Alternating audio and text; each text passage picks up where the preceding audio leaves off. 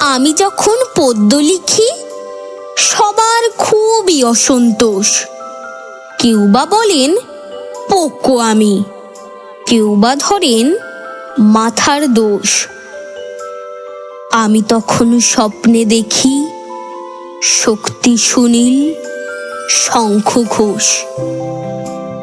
আমি যখন ছবি আঁকতে খাতার পাতায় টানছি লাইন, মা বলে যান পড়তে বসো, আঁকা বন্ধ, বাবার আইন।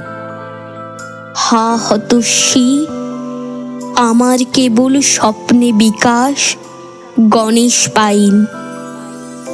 আমি যখন গান ধরেছি বুকের গভীর আহ্লাদে, পড়শিগণে টিটকারি দেয়, নচির সঙ্গে পাল্লা দে। কিন্তু আমার স্বপ্নে আসেন হেমন্ত আর মান্না দে। আমি এখন পড়ছি শুধু, পড়ছি দিন রাত্রি তাই। বাবা ভীষণ খুশি এবং মা বলছেন বল কি চাই। বলবো শুধু স্বপ্ন দেখার সময় যেন একটু পাই।